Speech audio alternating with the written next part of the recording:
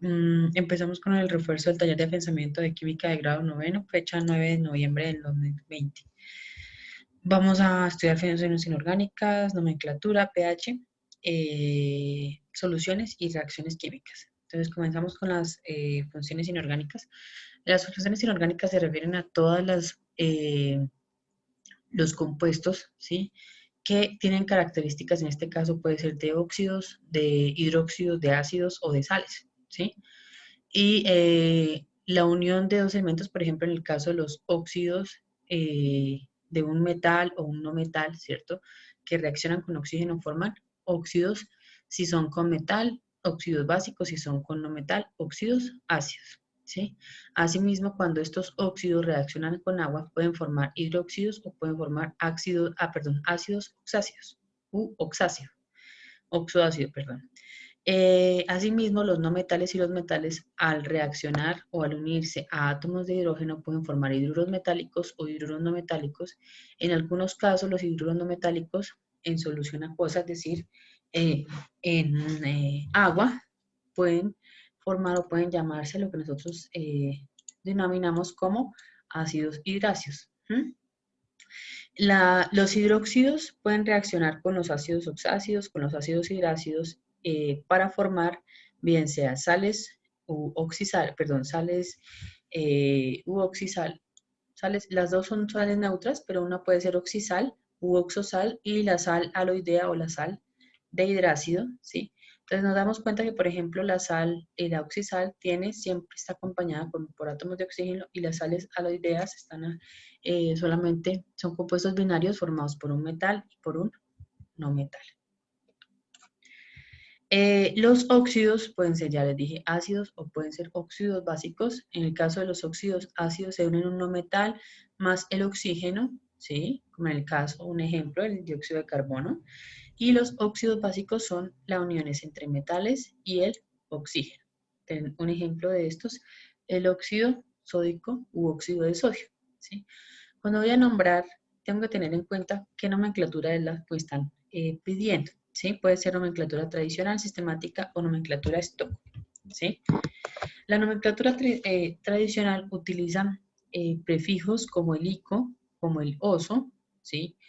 Perdón, sufijos como el ico o como el oso y prefijos como el hipo o como el per. Depende de la cantidad de números de oxidación.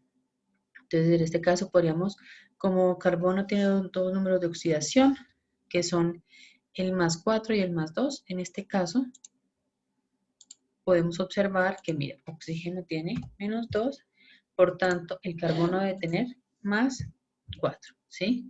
Entonces, este carbono, al tener ese número de oxidación, que es el mayor, ¿sí? Entonces, recordemos que para los mayor siempre está el prefijo ico, perdón, el sufijo ico, y para el menor siempre está el sufijo oso, ¿sí? Como en este caso el carbono tiene el número de oxidación más 4, que es el número de oxidación mayor o el estado de oxidación mayor, entonces fácilmente le podemos poner la terminación o el sufijo ico. Entonces por eso se llama óxido carbónico. El óxido sódico, sodio solamente tiene ese número de oxidación. Cuando el elemento solamente tiene un único número de oxidación, le ponemos terminación también ico, ¿sí? En la sistemática, que es esta de acá, utilizamos lo que llamamos los prefijos numéricos. Por ejemplo, tenemos dos átomos de oxígeno, entonces por eso se llama dióxido de carbono. O en este caso que tenemos un solo átomo de oxígeno, monóxido, ¿cierto? Pero tenemos dos átomos de sodio, entonces de disodio, ¿sí? En el caso de las TOC solamente le ponemos la palabra óxido del elemento y entre paréntesis vamos a poner el número de oxidación. En este caso no es 4, no es 2, sino aquí ¿qué? Es 4. ¿Listo? Y el de abajo, que sería óxido de sodio, y entre paréntesis el número de oxidación, que en este caso es 1. Para los hidróxidos están formados por un catión, que los cationes son los llamados metales, ¿cierto? Y un anión, que en este caso es el grupo hidroxilo. Este grupo hidroxilo tiene como número de oxidación menos 1, ¿sí? Los cationes, al tener números de oxidación positivos, Entonces, la cantidad de OH dependerá del número de oxidación que tenga el metal. En este caso tiene únicamente +1, entonces por eso solamente tenemos un OH, ¿sí? ¿Cómo se nombran? De igual manera, utilizamos los sufijos ico y oso y los prefijos per y hipo. Y en la sistemática podemos poner hidróxido de sodio o podemos poner monohidróxido de sodio porque solamente hay un OH, un grupo hidroxilo. Y en el caso del stock le ponemos el número de oxidación, ya sabemos entre paréntesis, en este caso pues no el OH, sino el elemento que es el metal. En el caso de los hidruros, bueno, no me voy a detener acá en los hidrácidos y los oxácidos, ya habíamos estudiado los hidrácidos, que son los que se unen, pueden ser combinaciones, o son combinaciones, perdón, entre el hidrógeno y los halógenos, o también elementos del grupo 16, como en el caso del azufre. Y podemos nombrarlos, pues obviamente por su nombre común, ¿sí? O en estas nomenclaturas, una de la composición y otra en disolución acuosa. Entonces, de composición simplemente le ponemos el nombre del elemento con terminación uro y de hidrógeno, porque es el que le está acompañando. Y en la disolución acuosa ponemos la palabra ácido, ¿cierto? El nombre del elemento con terminación hídrico, como en este caso, ácido fluorhídrico. En los oxácidos, entonces, la tradicional se sigue manejando igual con los prefijos hipo y per y con los sufijos ico y oso, ¿sí? Sin embargo, en la sistemática tenemos que observar primero esta partecita de acá. Entonces nos damos cuenta que, por ejemplo, este de acá, ¿cuántos átomos de oxígeno tiene? 4, ¿cierto? Por eso se llamará tetraoxo, o sea, 4 oxígenos, ¿cierto? El elemento que es azufre, no lo nombramos como azufrato, sino como sulfato, porque hay varios elementos que corresponden, o su nomenclatura se utiliza con las raíces latinas, ¿sí? Entonces, en este caso, por ejemplo, le ponemos sulfato, porque viene de sulfurum, como el hierro también ferrum, el cobre cuprum, etc., ¿sí? El número de oxidación del azufre o el elemento no metal, ¿cierto? Y D, le ponemos la cantidad de hidrógenos. En el caso de la STOP, solamente le agregamos la palabra ácido, igual indicamos la cantidad de oxígenos, tetraoxo, ¿cierto? Pero ponemos el elemento con terminación ico siempre, y al final el número de oxidación del elemento metal. Señor.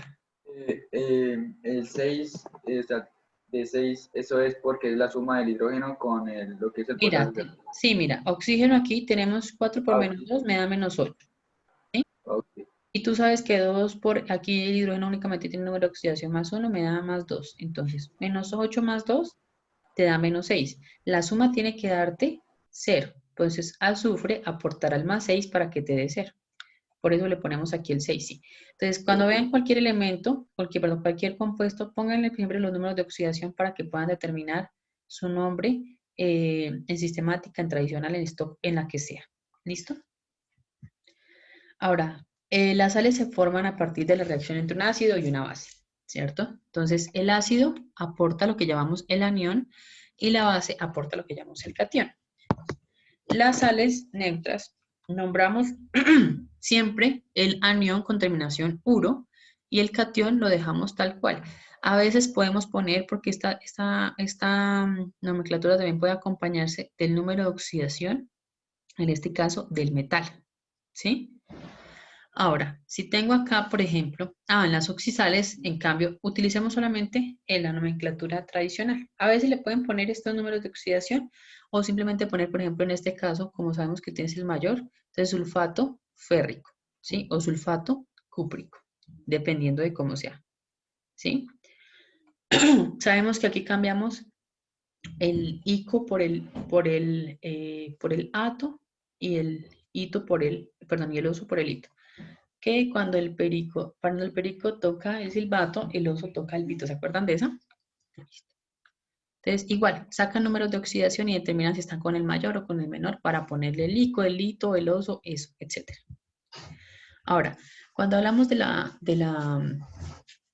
escala de pH, estamos hablando de la forma en cómo nosotros podemos determinar si una sustancia es ácida o es alcalina o también básica, también llamada, ¿sí? Sabemos que pHs por debajo de 7 son pHs ácidos y por debajo y por encima de 7 son pHs alcalinos o pHs ácidos. ¿Qué me mide la escala de pH? Me mide la cantidad de hidrógenos que puede producir un compuesto cuando está en solución acuosa, ¿sí? Ahora, para indicar el pH generalmente utilizamos indicadores que pueden ser papel indicador universal o podemos utilizar indicadores como una fenolftaleína, etcétera, ¿sí? Cuando hablamos, ahora sí vamos a empezar a hablar de soluciones. Entonces, las soluciones sabemos que es la forma, es una mezcla, me quedan 10 minutos. Es una mezcla homogénea en la que el soluto es el que tiene esta mayor proporción, como en el caso de que cuando vamos a mezclar sal en agua para que puedan entender, ¿sí? Cuando se disuelve, entonces podemos decir que existe una solución. Cuando hay sustancias en las que los líquidos son invisibles, es decir, que no se pueden mezclar, entonces no estamos hablando de una solución, sino puede ser un coloide o puede ser una emulsión. ¿Listo? La solubilidad depende o me indica a mí la cantidad de soluto máxima que yo puedo disolver, ¿sí?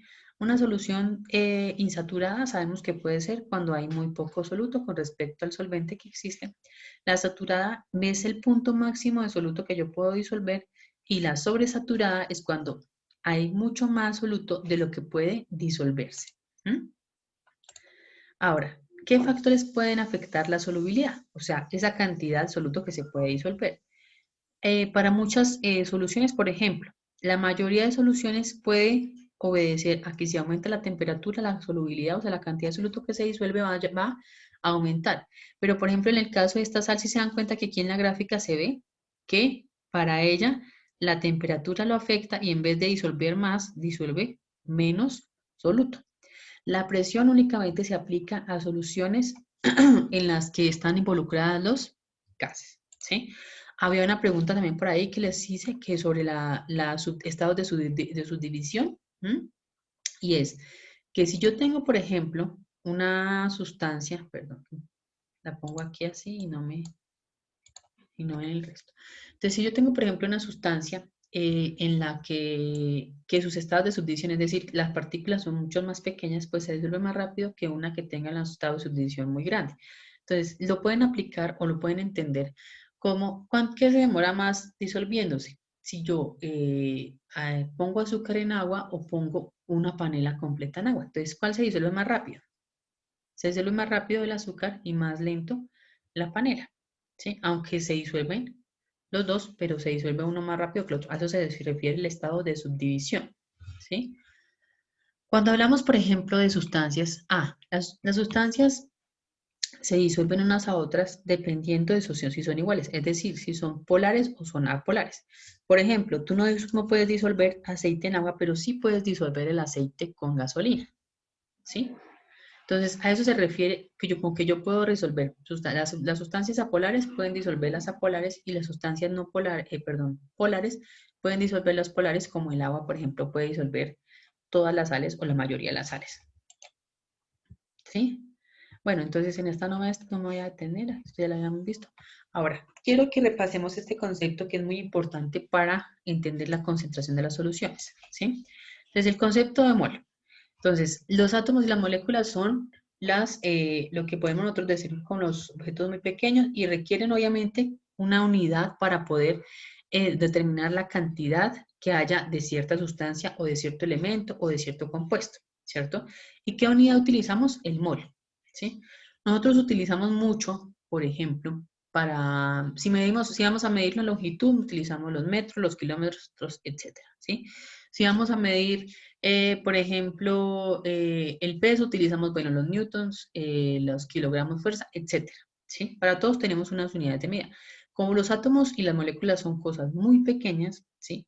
Entonces, utilizamos el concepto de un mol y ese mol tiene una equivalencia y es igual al número de Avogadro, que es 6,022 por 10 a la 23, ¿cierto? Pueden ser átomos, moléculas, iones, electrones, etcétera, ¿sí?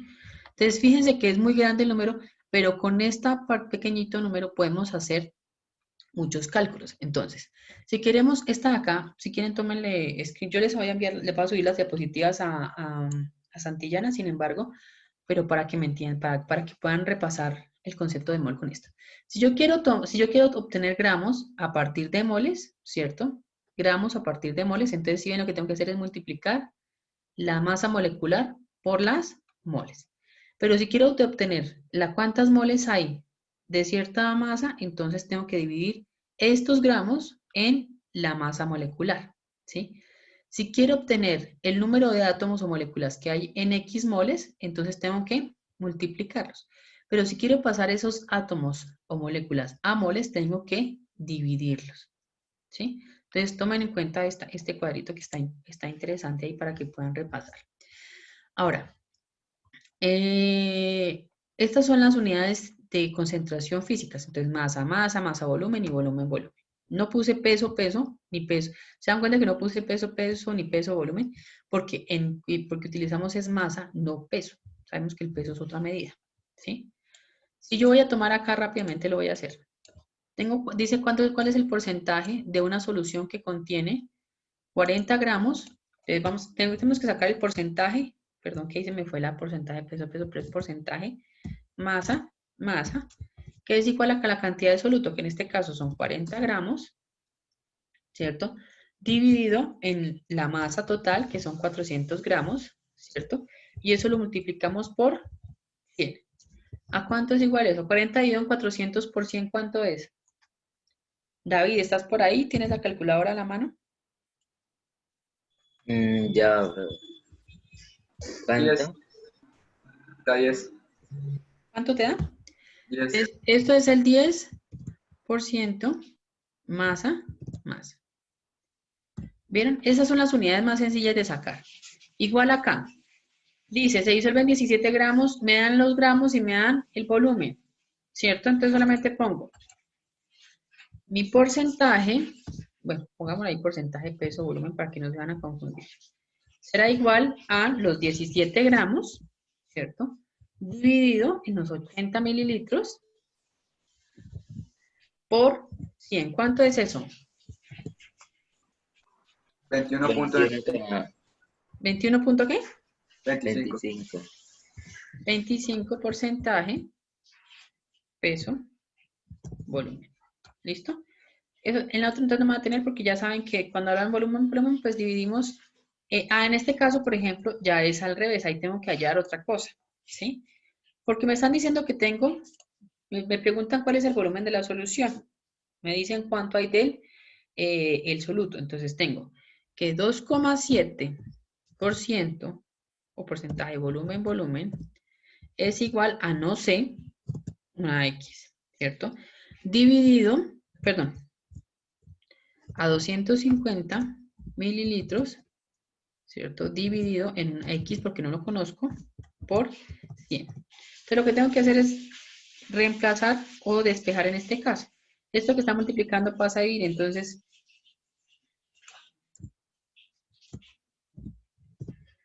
Entonces, 2,7 porcentaje, volumen, volumen, Por 250, ¿sí?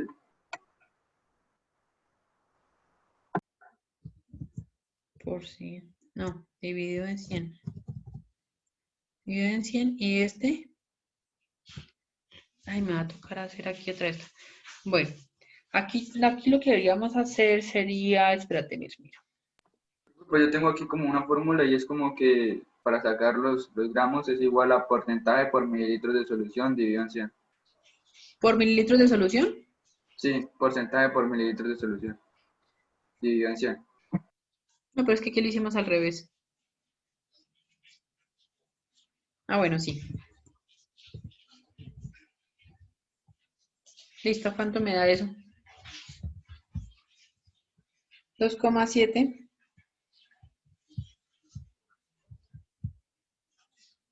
por 250 dividido en 100. 6,76. Ay, madre. Es que listo. Mililitros. Ok. Fíjate, ya borro ahí.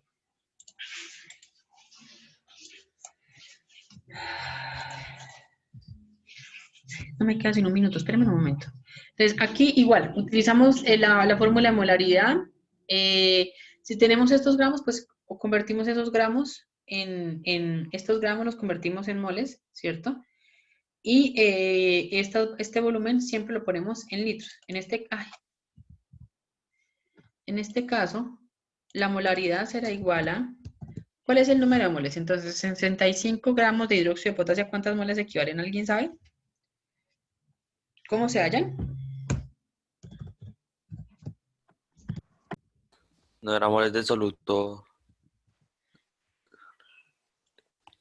Entonces, ¿cómo hallamos molas? Entonces, una mol, lo que hacemos es tomar esos gramos, 65 gramos, y los dividimos en la masa molecular, que en este caso son, ¿cuánto pesa potasio?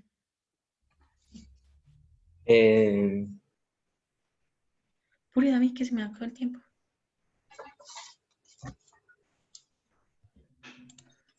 No lo encuentro, bro. Potasio está en el grupo 1A, periodo 6 o periodo 7, alguno de los dos periodos o 5. Que me ayude. ¿Qué necesitas, no, profe? La masa molecular, la masa atómica de potasio. Ya la encontré. ¿Cuánto es? Es. Cuidado, 39,1. 39 más 17, ¿cuánto es? 56. ¿A qué es igual eso? 65 y un 56. 1,16. ¿Listo? Entonces, la molaridad será igual a 1,16 moles. Ah, perdón, que no le puse aquí el resultado.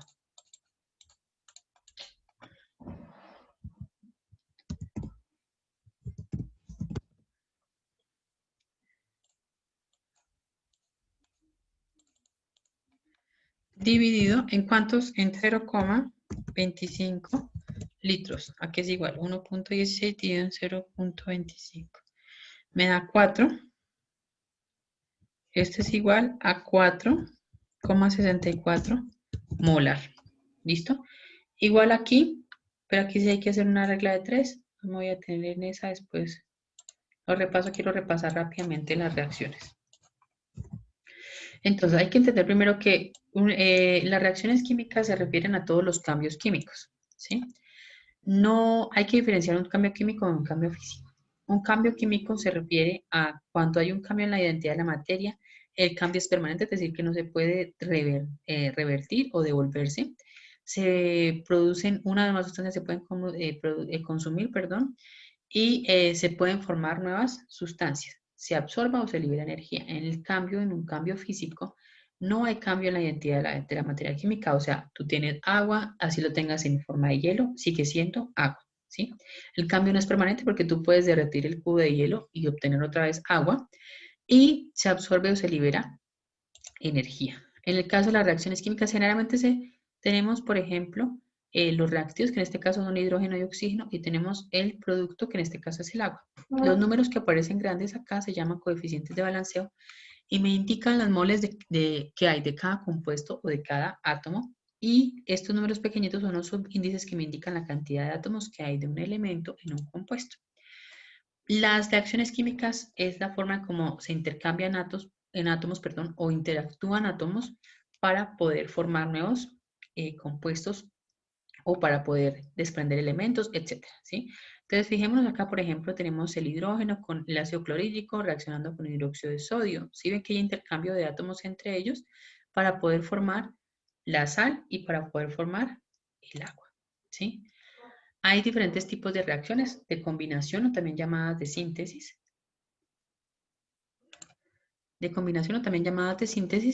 Entonces, fíjense, por ejemplo, en este caso, las dos sustancias se unen para formar una sola. En el caso de la descomposición, una sola sustancia forma dos, ¿sí? En el desplazamiento, hay una sustancia que viene a reemplazar a otra, ¿cierto? En un compuesto. Y del doble desplazamiento es también llamada intercambio. ¿Sí? Entonces, de formación, por ejemplo, entonces A más B igual a C, ¿cierto? Entonces, por ejemplo, hidrógeno más oxígeno produce agua. O nitrógeno más hidrógeno produce amoníaco, ¿sí? En la descomposición tenemos un solo reactivo que da origen a dos o más productos. Carbonato de calcio produce óxido cálcico y produce ¿qué? CO2. La sustitución o desplazamiento, entonces tenemos A más BC, ¿cierto? Estos dos reaccionan y si ve que uno va a reemplazar al otro, en este caso, el zinc, ¿cierto? Reemplaza el hidrógeno para formar un cloruro de zinc y para formar hidrógeno. Y la doble sustitución, que es cuando tenemos dos sustancias que están formadas, en este caso, por ejemplo, potasio y esta ahora está con yodo formando una sal, eso también es una sal. Y el potasio viene aquí a reemplazar al plomo, en esta partecita de acá, y el plomo reemplaza el potasio en la sala anterior. Sucede igual en la neutralización, pero y en la combustión. Sin embargo, en la combustión es una reacción especial porque se produce CO2, se produce agua y se produce energía. Habló teacher Mayra Alejandra Gutiérrez, docente de biología y química, niños.